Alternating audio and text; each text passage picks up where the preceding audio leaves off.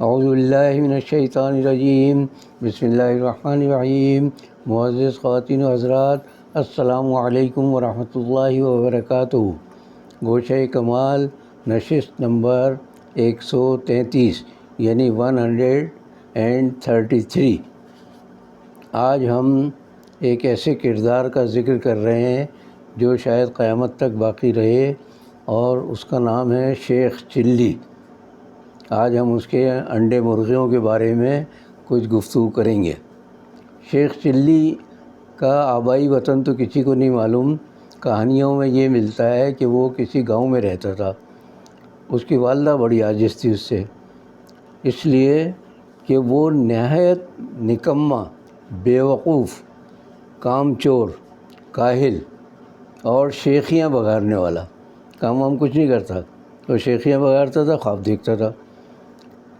یہ بات تحقیق سے اب تک ثابت نہیں ہو سکی کہ وہ نشہ کس چیز کا کرتا تھا، افیم کا، چرس کا، گانجے کا، یا اس طرح کی کسی اور چیز کا۔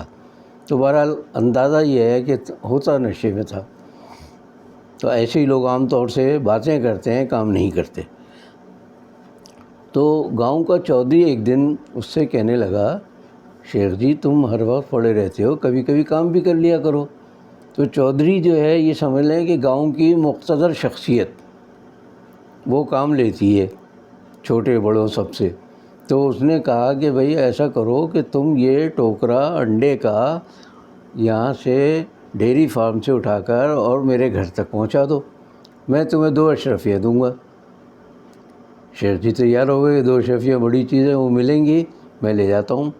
انہوں نے رکھا انڈے کا ٹوکرا سر پر، اور راستے میں جب چلے تو فارم سے گھر کی طرف آنے لگے تو بس وہ نشے میں جھومتے ہوئے، ایک تو نشہ ان کا اپنا جو ہوتا ہے وہ تھا، اور دوسرا 2 اشرفیوں کا نشہ ان پر سوار۔ انہوں نے کہا بھائی ٹھیک ہے۔ اب جھومتے جھامتے چلے جا رہے ہیں، اور راستے میں خیالی پلاؤ پکاتے چلے جا رہے ہیں۔ خیالی پلاؤ پکانا ان لوگوں کا کام ہوتا ہے کہ جن سے عمل کچھ بھی نہیں ہوتا، باتیں کرتے ہیں کہ بس یہ کر دیں۔ تو وہ خیالی پلاؤ پکا رہے ہیں کہ یہ جو مجھے 2 اشرفیاں ملیں گی، ان سے میں کچھ مرغیاں خرید لوں گا، پھر ان سے کچھ انڈے ہوں گے، وہ انڈے ان پر میں مرغیوں کو بٹھاؤں گا، مزید مرغیاں آ جائیں گی، چوزے آئیں گے، ان میں کچھ سمجھ لیں کہ فیمیل مرغیاں ہوں گی، کچھ میل۔ تو اس طرح پھر ان سے یہ نسل جو ہے مرغیوں کی چلاؤں گا۔ تو انڈے مرغیوں کی نسل سے اپنے حالات کو درست کرنا، یہ کسی پاگل اور احمق انسانی کا کام ہو سکتا ہے۔ تو خیر یہ تو تھا ہی پاگل۔ تو اس نے کہا کہ پھر اس کے بعد بہت ساری مرغیاں ہو جائیں گی میرے پاس، بہت سارے انڈے ہوں گے، پھر میں کچھ بکریاں خریدوں گا، بکریوں کو پال پوس کے بڑا کروں گا، ان کی بھی نسل ہوگی، افزائش نسل ہوگی۔ تو اس طرح ہوتے ہوتے پھر میں بھینسیں خریدوں گا۔ اب آپ اندازہ کر لیں انڈے، مرغیاں اور بھینسیں کس طرف اشارہ ہے یہ۔ تو پھر بھینسیں ہوں گی، ان کا دودھ ہوگا اور یہ ہوگا۔ تو آخر میں میرے پاس اتنا پیسہ ہوگا کہ ایک بڑا سا محل میں تعمیر کروں گا، بہت بڑا اچھا شاندار مکان۔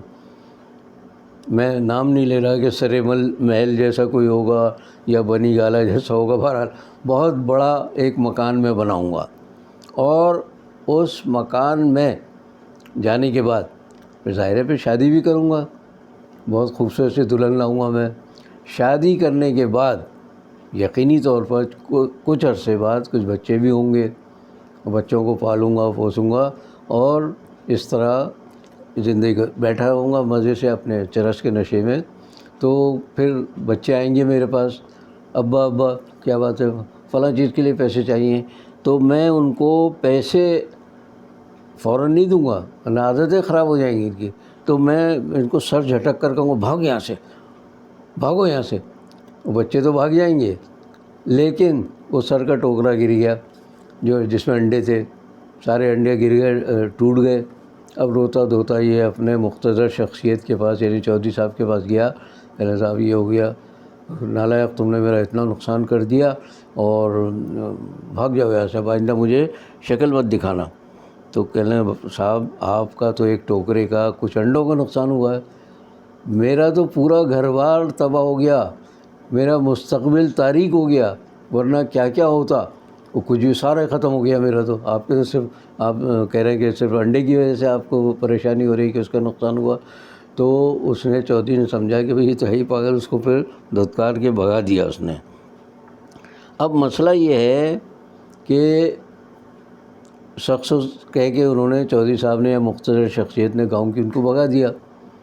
اس کے بعد مسئلہ یہ ہے کہ دوسرا شیخ چلی تلاش کرنا پڑے گا. وہ کب آتا ہے، کہاں سے آتا ہے، کچھ نہیں معلوم. فی الحال ہماری اس کہانی میں یہاں شیخ چلی غائب ہو چکا ہے. تو یہ تو ہوئی کہانی، اور لوگ منتظر ہیں کہ اب جو نیا شیخ چلی آئے گا وہ کیسا ہوگا. تو یہ تو ہوا پرانا ماضی کا شیخ چلی. اب ہم آتے ہیں حال کے شیخ چلی کی طرف، جو ہمیں جو میسر ہے. ہمیں نہیں معلوم کہ اس کا نشہ کون سا ہے. افیم اور چرس تو نہیں ہے، کچھ اور اعلیٰ قسم کا کوئی نشہ ہے. تو وہ اپنے اسی نشے کی دھن میں پتہ نہیں کیا کیا کہتا ہے. کرتا کچھ بھی نہیں ہے شیخ چلی بھی، ہمارا جدید دور کا جو شیخ چلی ہے کچھ نہیں کرتا.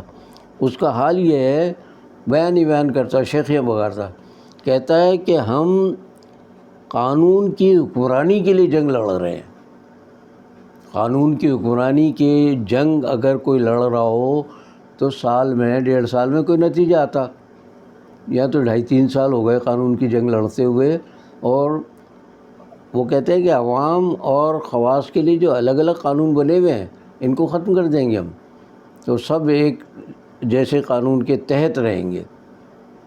آپ اندازہ کر لیں، میں تو بار بار کہتا ہوں آپ کسی تھانے میں چلے جائیے تھوڑی دیر کے لیے، آپ کو اندازہ ہو جائے گا کہ قانون کی جتنی دھجیاں اڑائی جاتی ہیں اس ملک میں. اور اس کی وجہ کیا ہے کہ ان کے اوپر اور پھر ان کے اوپر جو سرپرست ہے وہ ساری ان کی نگرانی کرتے ہیں، ان کا خیال رکھتے ہیں، ان کو ترقیاں دیتے ہیں، اور وہ جو مال کماتے ہیں اس میں سے اپنا حصہ بٹورتے ہیں. تو کیسی قانون کی حکمرانی، کہاں کا قانون، یہ سب شیخ چلی کی باتیں ہیں. سیدھی بات تو یہ ہے. اب کہتے ہیں نئے شیخ چلی ہمارے، دیکھیں کہ جو آ رہے ہیں میرے پاس گاؤں کے لوگ، میں ان میں سے کسی کو معاف نہیں کروں گا، ان کو NRO نہیں دوں گا. میں یہ چاہ رہے ہیں کہ مجھے کسی طرح قابو کر لیں، تو میں ان کو ہرگز معاف بھی نہیں کروں گا اور کسی طرح NRO نہیں دوں گا کہ یہ میری کسی رعایت سے فائدہ اٹھا کر بھاگ جائے. گاؤں کے لوگ کہاں آئیں گے وہ، اور شیخ چلی کے پاس آئیں گے، وہ سوال ہی نہیں پیدا ہوتا. تو خیر بعد میں کہتے ہیں ہمارے نئے شیخ چلی صاحب کہ مافیاز جو ہیں وہ چاہتی ہیں کہ ہمیں گرا دے. اب کہاں کی مافیاز، کوئی نام ہی لے لیں، جو NRO مانگ رہے ہیں ان کا نام لے لیں. جب گاؤں کا فلاں آدمی کہہ رہا ہے کہ مجھے معاف کر دو شیخ چلی صاحب، ہم سے بہت غلطیاں ہو گئی. اسی طرح مافیاز تو خود شیخ چلی کو چرس اور افیم فراہم کرتے ہیں. تو ان کو کیا، وہ کیوں حکومت کو گرائیں گے اور یا نئے شیخ چلی کا یعنی گاؤں بدر کر دیں گے اس کو، تو یہ ممکن نہیں ہے. اب پھر ایک اور کہتے ہیں شیخ چلی صاحب، نئے دور کے ہیں نا تو زبان بھی نہیں ہے ان کی، تو کہتے ہیں یہ ڈیل کے لیے مجھے بلیک میل کر رہے ہیں. بھائی کون سی ڈیل، کس کی ڈیل، کیسی ڈیل؟ اور آپ خود ڈیل کے نتیجے میں یہاں شیخ چلی بنے بیٹھے ہیں. اگر آپ نے ڈیل نہ کی ہوتی نا تو سوال ہی نہیں پیدا ہوتا کہ آپ کو اس درخت کے نیچے اتنی سائیدار اور پرسکون جگہ دے دی جاتی. تو آپ خود ڈیل کے نتیجے میں آئے ہیں، تو دوسرا کیا آپ کو بلیک میل کرے گا؟ آپ اس پوزیشن میں ہیں کہ آپ بلیک میل کر سکیں. پھر کہتے ہیں ہماری کامیابی جو ہے ہمارے دشمنوں کو کھل رہی ہے، وہ چاہتے ہیں کہ ہم کامیاب نہ ہوں. تو بھائی کامیاب کب ہوں گے؟ 2.5-3 سال تو ہو گئے، ہم کتنے عرصہ رہ گیا ہے، کب آپ کامیابی کی کوئی ایک رمق دکھائیں گے؟ کہیں آثار دور دور تک نظر نہیں آتے آپ کی کامیابی کے. اور آپ کہہ رہے ہیں کہ اپوزیشن والے چاہتے ہیں، وہ ہماری کامیابی کے دشمن ہیں اور وہ جو ہے کسی طرح بھی نہیں چاہتے. تو میں ایک مصرع کہہ سکتا ہوں، وہ یہ ہے کہ ہوئے تم دوست جس کے، دشمن اس کا آسماں کیوں ہو. تو آپ تو اپنی ناکامی کے خود ذمہ دار ہیں. آپ اپنے دشمن ہیں تو کوئی آسمان سے کہاں، کوئی کیسے نازل ہوگا آپ کو ناکام کرنے کے لیے؟ اس لیے کہ آپ خود اپنے دشمن ہیں. آپ جس طرح کی خیالی پلاؤ پکا پکا کے اور لوگوں میں بانٹ رہے ہیں، جس سے نہ پیٹ بھرتا ہے نہ کوئی خوشبو آتی ہے اس میں. تو بہرحال پھر ایک اور بات بڑی دلچسپ، ہم 5 سال پورے کریں گے اپنے، اب ظاہر ہے اب کتنا سا وقت رہ گیا، اور جو مقتدر شخصیت آپ کے سر پر حاوی ہے یا جو آپ سے کام لے رہی ہے، اس کے ہوتے ہوئے تو آپ 5 سال کے شاید 10 سال بھی پورے کر جائیں، اس لیے کہ آپ نے ان کی مدت پوری کرنے پر مدت میں اضافہ کیا، ہو سکتا ہے کہ آئندہ الیکشن میں آپ کی بھی مدت میں اضافہ ہو جائے، تو کہتے ہیں کہ 5 سال پورے کریں گے۔ اب کیسے کریں گے؟ وہی مرغی انڈے اور بھینسوں کا کاروبار کر کے کریں گے، کیا کریں گے؟ بار بار کہتے ہیں کہ میں ان کو مرغی انڈے دوں گا، اس سے کاروبار بڑھے گا اور ملک ترقی کرے گا۔ تو آخری باتوں میں سے 1-2 باتیں اور انہوں نے فرمائی ہے ہمارے شیخ چلی صاحب نے کہ ہم جو ہیں ایک نصاب تعلیم لائیں گے۔ یہ اردو اور انگریزی کا جھگڑا جو 73 سال سے چل رہا ہے، وہ ابھی اتنے عرصے میں 2-2.5-3 سال میں اس طرف ذرا بھی پیش رفت نہیں ہوئی ہے، اور یہ کہہ رہے ہیں میں ختم کر دوں گا اس کو۔ نہ اردو انگریزی یکساں نصاب تعلیم رہے گا غریبوں اور امیروں سب کے لیے۔ میں تو نہیں سمجھتا کہ پاکستان کا کوئی شہری ان کی اس بات پر یقین کر لے کہ جو 100% مغرب زدہ ہیں۔ پھر کہتے ہیں میری زندگی کے ایک تو یہ کہ میں بھگوڑوں کو واپس لاؤں گا۔ بھائی بھگوڑوں کو واپس لائیں گے تو بھیجا کیوں آپ نے، اور واپس کیسے لائیں گے؟ ابھی تک تو آپ میں کوئی ٹپر نظر نہیں آ رہے ہیں بالکل بھی، نہ عدالتیں آپ کا اس معاملے میں کوئی ساتھ دے رہی ہیں، نہ آپ عدالتوں پر قانونی طور پر کوئی دباؤ ڈالنے میں مخلص نظر آتے ہیں، نہ وہ لوگ جو آپ کو برسر اقتدار لائے ہیں ان سب کے مفادات پورے ہو رہے ہیں، تو کیوں کریں گے؟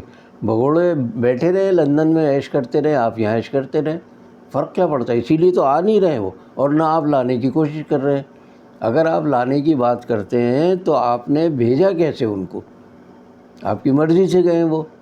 اب یہ تو آپ کے اندر مفاہمت ہے اپوزیشن اور حکومت کے درمیان کہ ایک دوسرے کو برداشت کرنا ہے ہمیں تو بس وہ ہمیں برا والا کہے ہم انہیں کہے، لیکن کام ان کا بھی چلتا رہے ہمارا بھی چلتا رہے۔ تو آپ کہتے ہیں کہ شیخ چلی صاحب فرماتے ہیں کہ ہمارے 2 اصول ہیں، ایک تو ہے قانون کی حکمرانی جو ہم چاہتے ہیں ملک میں، قانون کی حکمرانی کی جانب آپ نے ایک قدم بھی بڑھایا ہوتا 2.5-3 سال میں تو ہم یقین کر لیتے کہ اگلے 2 سال میں آپ واقعی قانون کی حکمرانی کریں۔ جہاں قدم ہی نہیں بڑھا وہاں قانون، اور کس کو گرفت میں لائیں گے آپ؟ ان کو جو آپ کو برسر اقتدار لائے ہیں ان پر تو آپ ہاتھ ڈال ہی نہیں سکتے۔ قانون کی خرابی یا قانون کی خلاف ورزی وہیں سے ہوتی ہے۔ آپ دیکھ لیجئے پورے پاکستان میں اب تک اور اس وقت جس تیزی سے قانون کی دھجیاں بکھیری جا رہی ہیں، ایک ایک قدم پر پیسہ کما رہے ہیں، اختیارات لے رہے ہیں، لوگوں کو ذلیل و خوار کر رہے ہیں، تو کہاں سے قانون آئے گا بھائی آپ کا؟ پھر وہی ایک جملہ جیسے طوطے کی رٹ ہوتی ہے نا، وہ ٹیں ٹیں ٹیں ٹیں کرتا ہے، اس کے علاوہ کچھ نہیں۔ زیادہ سے زیادہ طوطا یہ کرتا ہے کہ اس کو 2-4 جملے جو رٹا دیے جائیں، یعنی ان کے مالکان جو رٹا دیں وہی دہراتے ہیں۔ وہ دلچسپ لطیفہ شاید سنا چکا ہوں، لیکن ایک بار مزہ آ رہا ہے اس وقت اس کو سنانے کا کہ وہ ایک دکاندار نے ایک طوطا پال کے پنجرے میں ڈال کے اور اپنے سامنے یعنی دکان میں سامنے کے حصے میں لٹکا دیا، اور اس کو سکھا دیا قطار میں آئیے مہربان، قطار میں آئیے مہربان۔ مطلب یہ کہ بھیڑ نہ ہو، تو یہ سکھا دیا طوطے کو کہ لوگوں سے کہے گاہکوں سے سب قطار میں آئے۔ اس نے کہا ٹھیک ہے۔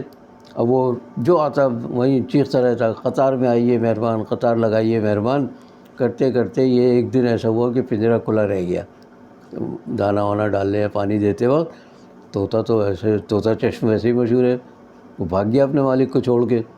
اب جنگل میں گیا تو عادی ہو گیا تھا پنجرے کا، اڑنے کی عادت ذرا کم بھی ہو گئی تھی اس کی۔ وہاں جا کے ایک درخت کے ٹہنی پہ بیٹھا، چاروں طرف سے کوے آ گئے کائیں کائیں کائیں کائیں کرتے ہوئے، اور اس کے سر پہ ٹھونگے مارتے رہے۔ بہت سارے جب جمع ہو گئے کوے تو وہ کہہ رہا ہے قطار میں آئیے مہربان، قطار میں آئیے مہربان۔ تو ہمارے یہ شیخ چلی صاحب جب کبھی اڑ کے جائیں گے اپنے جنگل کی طرف تو وہاں بھی ان کا یہی حشر ہوگا کہ یہ کہتے ہوئے پائے جائیں گے قطار میں آئیے مہربان، قطار میں آئیے مہربان۔ اس وقت میں بجلی مہنگی ہونے کا تذکرہ نہیں کر رہا ہوں، بہت زیادہ بجلی اور گیس کے حالات خراب ہو رہے ہیں، عوام کی پہنچ سے دور ہو رہی ہے، لیکن یہ فرماتے ہیں کہ پرانی حکومتوں نے جو IPP سے معاہدے کیے بجلی کی کمپنیوں سے، اس کی وجہ سے ہمیں بجلی مہنگی برداشت کرنی ہے۔ بھائی کب تک برداشت کرنی پڑے گی یہ تو بتا دیں، آپ آئے کس لیے تھے حکومت؟ برداشت کرنے کی اگر تھا تو پرانے حکمران آپ سے اچھے اس لیے تھے کہ ان کے دور میں مہنگائی اس تیزی سے نہیں بڑھی تھی، قانون کی دھجیاں اس بری طرح نہیں بکھر رہی تھی اس زمانے، تھے وہ بھی خراب، اچھے لوگ نہیں تھے وہ بھی، لیکن آپ کے مقابلے بہرحال اب کہا جا سکتا ہے کہ وہ بہتر تھے۔ وہ جو میں کہتا ہوں نا، کفن چوروں کی تیسری چوتھی پشت جب آتی ہے تو پچھلوں کو وہ اچھا کہلواتی ہے، تو وہ اچھے کہہ رہے ہیں، حالانکہ وہ بھی کفن چوری تھے سب۔ تو ایک بات جو آخری انہوں نے کہی ہے وہ یہ ہے کہ پانی سے ہمارے پاس پانی کے اتنے ذخائر ہیں، ڈیم ویم بھی بنائیں اگر ہم، تو ہم 50,000 میگا واٹ بجلی پانی کی، جو سب سے سستی بجلی ہوتی ہے، وہ پیدا کر سکتے ہیں۔ ہمارے جو شہری ہیں، عام شہری، انہیں پتہ نہیں شاید کہ ہماری اس وقت کی ضرورت ہے 18 سے 20,000 میگا واٹ بجلی کی ضرورت۔ یہ اللہ کے بندے 50 یا 25,000 میگا واٹ بھی بجلی پیدا کر دیں تو بجلی کا مسئلہ ہی دور ہو جائے ہمیشہ کے لیے ہمارے، اور پھر بجلی ہوگی تو صنعتیں کتنی ترقی کریں گی، یہ بھی آپ اندازہ کر لیں۔ پھر IPPs کو جو ہم پیسے دے رہے ہیں حرام کے، ان کو جو معاہدے پچھلی حکومتوں کو کیے اور انہوں نے ان کو ختم نہیں کیا، تو اس کی وجہ سے تو عوام پر یہ بوجھ بھی کم ہو سکتا ہے اگر 50 کی بجائے 25,000۔ اب 50 اور 25 کا فرق یوں سمجھ لیں کہ 1 کروڑ نوکریاں اور 50 لاکھ گھر دینے کی جو بات ہوئی تھی، اس کا 2-4% بھی کہیں ہوا ہو تو بتا دیں آپ، تو پھر یہ 50,000 میگا واٹ بجلی کون پیدا کرے گا، کب پیدا ہوگی کسی کو نہیں معلوم۔ تو آخر میں یہی درخواست کر سکتے ہیں ہمارے نئے شیخ چلی صاحب سے کہ خدا را رحم کریں قوم پر، بس شیخیاں نہ بگاریں، کچھ کام کر کے دکھا دیں، بس اسی پر آپ کو میں اللہ حافظ کہہ رہا ہوں۔